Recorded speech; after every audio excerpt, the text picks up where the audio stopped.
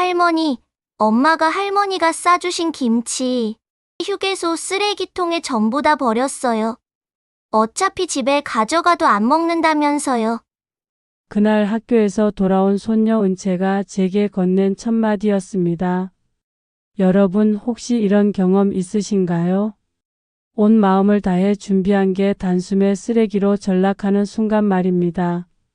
처음엔 제 귀를 의심했습니다. 뭐라고 했니? 엄마가 뭐라고 했다고? 은채는 별 생각 없는 듯 무심하게 웃으며 다시 말했습니다. 엄마가 그러던데요. 냄새나고 자리만 차지한다고요. 요즘 누가 이런 거 먹냐고. 집에 음식 넘쳐나는데 굳이 할머니 김치까지 필요 없대요. 그 순간 제 가슴이 철렁 내려앉았습니다. 사흘 밤낮을 꼬박 세워 담근 김치였습니다. 배추를 고르고 소금을 뿌려 절이고 새우젓과 멸치 액젓을 아끼지 않고 넣어 감칠맛을 살린 김치였지요. 손녀 은채가 잘 먹는다기에 일부러 맵지 않게 담갔습니다. 또 은채가 좋아한다는 동그랑땡, 아들이 어릴 적 제일 좋아했던 갈비찜까지 정성껏 만들었지요. 그 모든 게 고속도로 휴게소의 쓰레기통 속에 내던져졌다는 겁니다. 그것도 며느리 소연의 손으로 직접 말입니다. 이걸 다 들고 가야 돼요. 냄새만 진동하잖아요. 자리만 차지하고. 누가 이런 거 먹어요? 다 버려요. 뚜껑이 열리며 쏟아져 내리던 김치 국물. 비닐봉투 속에서 구겨져 흘러나오던 동그랑땡. 바닥에 떨어져 발에 밟히던 갈비찜. 그런 장면들이 생생하게 그려지는 악몽을 매일 꾸었습니다. 그리고 저는 깨달았습니다. 제 정성이, 제 인생이 쓰레기처럼 짓밟히고 있다는 걸요. 더 고통스러웠던 건 제 아들 도훈이 때문이었습니다. 그 자리에 있던 아들이 단 한마디라도 해주길 바랐습니다. 엄마, 음식은 내가 세상에서 제일 좋아하는 거야. 버리지 마. 그 말 한마디면 됐습니다. 하지만 그는 아무 말도 하지 않았습니다. 입술만 달싹거리다 고개를 숙이고 말았습니다. 평생 그래왔습니다. 아내 앞에서는 찍소리 못하는 가장이었으니까요. 그날 밤 저는 장독대 앞에 서 있었습니다. 어둑한 마당. 달빛이 희미하게 비치고 시린 바람이 옷자락 사이로 파고들었습니다. 주름진 뺨 위로 눈물이 흘러내렸습니다. 내 평생의 정성이, 내 인생이 쓰레기처럼 버려졌구나. 여러분도 아시죠? 내가 가장 소중히 여기는 것이 누군가에겐 하찮은 쓰레기일 때 내 존재 자체가 무가치하게 느껴지는 그 순간. 그날의 절망은 제 영혼을 송두리째 무너뜨렸습니다. 하지만 아이러니하게도 인생은 바로 그 순간에 새로운 문을 열기도 합니다. 저의 이야기는 바로 거기서부터 시작되었습니다. 끝이 아니라 오히려 진짜 시작이었던 겁니다. 쓰레기통 사건 이후 며칠 동안 저는 아무것도 하지 못했습니다. 밥도 제대로 못 먹고 방 안에 누워 눈물만 흘렸습니다. 머릿속에 떠오르는 건 오직 한 가지 생각이었습니다. 나는 이제 필요 없는 존재구나. 내 손맛도 내 정성도 다 낡은 짐짝에 불과한 거구나. 그러던 어느 날 아침 창문 너머로 햇살이 들어왔습니다. 햇빛이 방 안의 먼지를 환히 비추자 문득 오래된 기억이 떠올랐습니다. 남편이 살아계실 때 우리가 함께 시골집에서 민박을 하던 시절이었습니다. 그땐 방이 2칸뿐인 작은 민박이었지만 도시에서 온 손님들이 하나같이 제 밥상을 칭찬했습니다. 기억납니다. 어느 날 혼자 여행 온 중년 남성이 제 된장찌개를 한 숟가락 뜨더니 젓가락을 내려놓고는 울먹이며 말했지요. 사장님, 이 맛은 돌아가신 어머니가 해주시던 그 맛입니다. 평생 그리워했는데 여기서 다시 만나네요. 그 말이 제 가슴에 깊이 새겨졌습니다.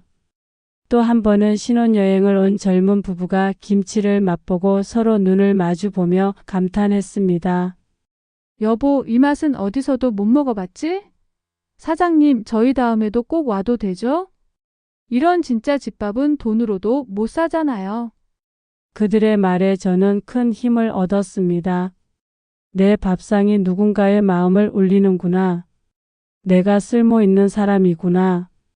그 기억들이 하나씩 떠오르자 제 마음속에서도 작은 불씨가 다시 살아나기 시작했습니다. 욕실 거울 앞에 섰습니다. 주름은 깊어지고 어깨는 굽었지만 제 두 손은 여전히 단단했습니다. 칼질하던 손, 반죽하던 손, 김치 양념을 조물조물 묻히던 손. 그 손들은 아직 살아 있었습니다. 그날 밤 저는 결심했습니다. 그래, 가족이 몰라줘도 괜찮아. 세상 어딘가에는 내 손맛을 기다리는 사람들이 있을 거야. 다시 시작하자. 다시 내 밥상을 차리자. 다음 날부터 민박집을 준비했습니다.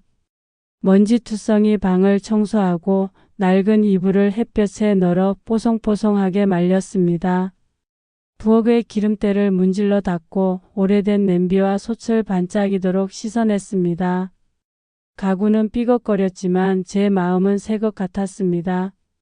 며칠 뒤 직접 나무 판자를 깎아 정순 민박이라는 작은 간판을 만들었습니다.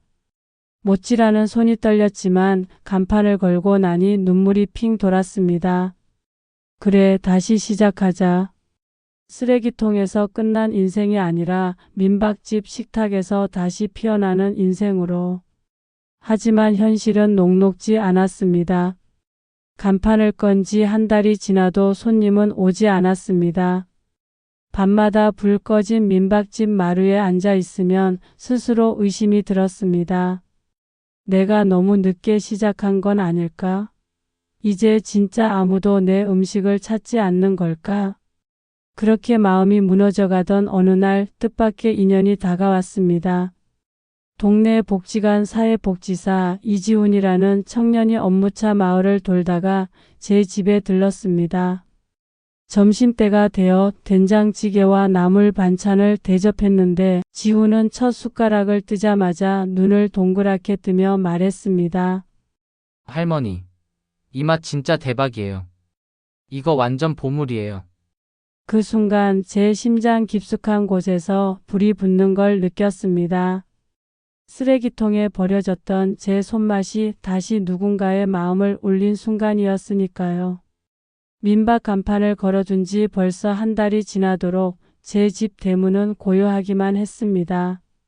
정순 민박이라는 글씨가 바람에 삐걱거리며 흔들릴 뿐 손님은 단 한 명도 오지 않았습니다. 매일 아침 저는 여전히 부엌에 불을 지폈습니다. 혹시라도 손님이 올까 싶어 된장찌개 국물을 끓이고 반찬을 조금씩 준비했습니다. 그러나 저녁이 되면 그대로 식어버린 찌개와 반찬들을 치우며 한숨을 쉬었습니다. 역시 늦었구나. 이제 내 손맛을 찾는 사람은 없는 거구나. 밤마다 불 꺼진 마루에 앉아 있으면 쓰레기통 속에 처박힌 김치와 갈비찜이 떠올랐습니다. 가슴이 또다시 무너져 내리려던 그때 뜻밖의 기적 같은 일이 찾아왔습니다. 그날은 토요일 오후였습니다. 마당에서 빨래를 걷고 있는데 낯선 젊은 부부가 대문 앞에 서 있었습니다. 등산복 차림에 땀이 흥건히 젖어 있었지요. 혹시 여기 민박 맞나요? 인터넷에서 봤는데 오늘 하룻밤 묵을 수 있을까요? 저는 순간 얼어붙은 듯 아무 말도 못했습니다. 드디어 손님이 온 건가? 정말 내 민박집에? 떨리는 마음으로 고개를 끄덕였습니다. 내 방은 좀 허름해도 괜찮으시다면. 부부는 기뻐하며 방으로 들어갔습니다. 저는 부엌으로 달려갔습니다. 그날 저녁 저는 온 힘을 다해 상을 차렸습니다. 된장찌개, 시금치나물, 고사리 무침, 직접 담근 김치, 갓 지은 쌀밥. 별다를 것 없는 평범한 시골 밥상이었지만 제 마음만큼은 누구보다 뜨겁게 담았습니다. 식탁 앞에 앉은 부부가 숟가락을 들었습니다. 남편이 된장찌개를 한 숟가락 떠서 입에 넣더니 눈을 크게 뜨며 아내를 바라봤습니다. 여보, 이 맛 우리 할머니 밥상 맛이야. 아내도 김치를 집어 먹더니 눈시울이 붉어졌습니다. 정말이에요. 어릴 적 외할머니 댁에서 먹던 그 맛이에요. 이런 맛이 아직 남아 있었다니. 그들의 눈가에 맺힌 눈물을 보는 순간 제 가슴도 뜨거워졌습니다. 그래, 이거였어. 내가 살아온 이유가 바로 이 맛이었어. 저녁을 마친 부부는 제 손을 꼭 잡으며 말했습니다. 사장님, 이런 집밥은 처음이에요. 서울에서는 아무리 비싼 돈을 줘도 이런 맛을 못 찾습니다. 다음에도 꼭 다시 오겠습니다.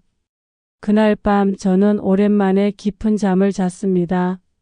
마치 쓰레기통 속에서 사라졌던 제 존재가 다시 세상으로 불려나온 듯한 기분이었지요. 며칠 뒤 그 부부가 제 민박집에서 찍은 사진을 블로그에 올렸습니다. 세상에서 가장 따뜻한 밥상. 잊고 있던 추억이 되살아났습니다. 댓글이 폭발적으로 달렸습니다. 저도 가보고 싶어요. 주소 좀 알려주세요. 사진만 봐도 눈물이 나네요. 그 글 하나가 작은 불씨가 되어 제 민박집에 새로운 손님들을 불러오기 시작했습니다. 주말마다 등산객들이 찾아왔습니다. 여기 밥이 그렇게 맛있다면서요? 된장찌개 꼭 먹고 싶어요. 자전거 동호회 회원들도 단체로 예약을 했습니다. 사장님, 저희 10명인데 가능할까요? 꼭 가보고 싶습니다. 부엌은 다시 바빠졌습니다. 칼질하는 소리, 지글지글 전 부치는 소리, 밥 짓는 냄새. 모든 게 제 인생을 다시 움직이게 하는 시계추 같았습니다. 손님들은 돌아가며 방명록에 글을 남겼습니다. 정순 할머니 덕분에 잊고 있던 엄마의 맛을 다시 느꼈습니다. 이 집밥 먹으려고 다시 올 겁니다. 짧은 글귀 하나하나가 제게는 천금 같은 위로였습니다. 밤마다 방명록을 넘기며 저는 생각했습니다. 쓰레기통에서 버려졌던 내 음식이 이제는 사람들의 마음을 살리는 음식이 되었구나. 그리고 그 순간 제 속에서 분명한 목소리가 들렸습니다. 내 인생은 아직 끝나지 않았다. 이제 다시 시작이다. 민박집을 연 지 반년쯤 되었을까요? 손님들은 꾸준히 늘어났고 방명록은 따뜻한 글들로 빼곡히 채워졌습니다. 할머니 덕분에 우리 엄마가 생각났어요. 이 맛 덕분에 고향에 다녀온 기분이에요. 짧은 한 줄 한 줄이 제게는 세상 그 무엇보다 값진 선물이었습니다. 그런데 어느 날 아침 낯선 번호로 전화가 걸려왔습니다. 여기가 정순 민박 맞습니까? 저희는 전국 숨은 맛집을 찾아서 제작팀인데요. 손님들 사이에서 소문이 자자해서 직접 가보고 싶습니다. 순간 제 손에서 국자가 덜컥 떨어졌습니다. 방송국에서 우리 집을요? 저는 믿을 수가 없었습니다. 장난 전화가 아닐까 싶어 몇 번이나 되물었습니다. 하지만 목소리는 진지했고 약속 날짜까지 정해졌습니다. 약속한 날 카메라와 장비를 든 사람들이 제 마당으로 들어왔습니다. 할머니, 부담 갖지 마세요. 평소처럼 밥상만 차려주시면 됩니다. 그들의 말에 고개를 끄덕였지만 제 손은 덜덜 떨렸습니다. 평생 부엌에서 밥만 해왔을 뿐 이렇게 카메라 앞에 서본 적은 한 번도 없었으니까요. 하지만 마음을 다잡았습니다. 그래, 평생 해온 대로 하자. 특별한 비법은 없어도 정성은 있으니까. 그날 저는 늘 차리던 밥상을 준비했습니다. 된장찌개, 고사리 무침, 시금치 나물, 직접 담근 김치, 갓 지은 쌀밥.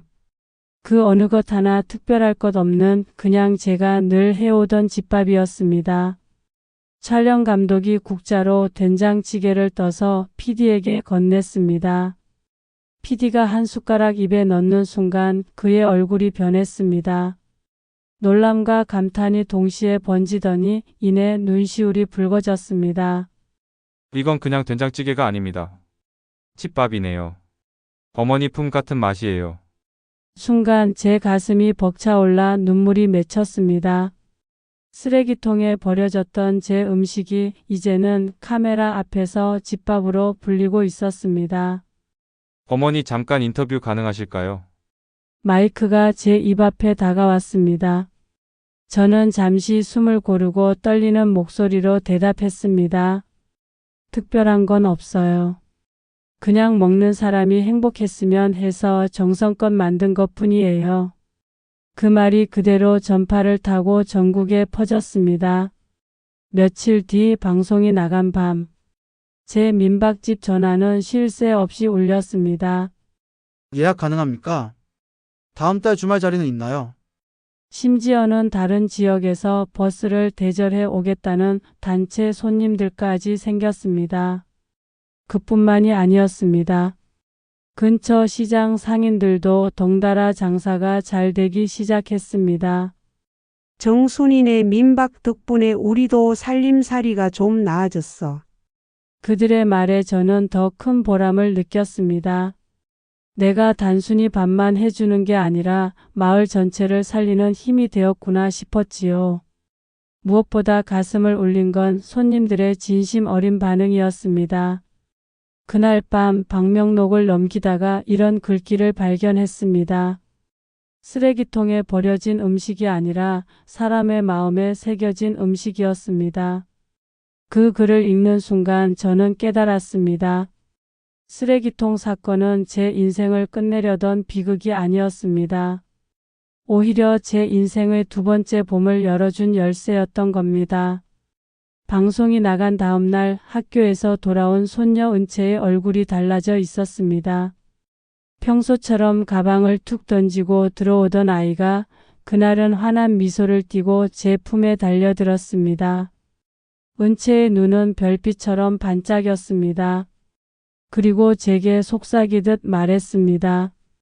그 순간 저는 목이 메어 아무 말도 할 수 없었습니다. 쓰레기통에 버려졌던 제 음식이 이제 손녀에게는 자랑스러운 가르침이 된 것입니다. 그동안 움츠러들고 주눅 들어있던 제 영혼이 아이의 그 말 한마디에 활짝 피어나는 듯 했습니다. 며칠 후 민박집에 또 한 명의 뜻밖의 손님이 찾아왔습니다. 그토록 마음속에 응어리로 남아있던 사람, 제 며느리 소연이었습니다. 그녀는 마당 앞에서 한참을 망설이다가 들어섰습니다. 예전에 당당하고 차갑던 모습은 온데간데 없고 미안함이 잔뜩 묻어 있었습니다. 저는 아무 말도 하지 않고 부엌으로 향했습니다. 그리고 평소처럼 김치찌개와 반찬을 정성껏 차려냈습니다. 식탁에 앉은 소연은 숟가락을 들어 국물을 한 모금 삼켰습니다. 순간 그녀의 눈에서 눈물이 뚝뚝 떨어졌습니다. 어머니, 제가 너무했어요. 그런 정성을 쓰레기통에 버리다니. 정말 죄송합니다. 제가 어리석었어요. 저는 그녀를 바라보며 담담히 대답했습니다. 소연아, 버려진 건 음식이 아니라 나였단다. 하지만 봐라, 쓰레기통에서도 꽃은 피는 거야. 그 순간 제 아들 도훈이도 고개를 들지 못한 채 울먹였습니다. 어머니, 그때 제가 막았어야 했는데 평생 아내 뒤에 숨어 살면서 어머니를 지켜드리지 못했습니다. 정말 죄송합니다. 저는 그의 손을 꼭 잡으며 말했습니다. 괜찮다, 아들아. 오히려 고맙다. 그 일이 있었기에 내가 더 큰 세상을 만날 수 있었잖니?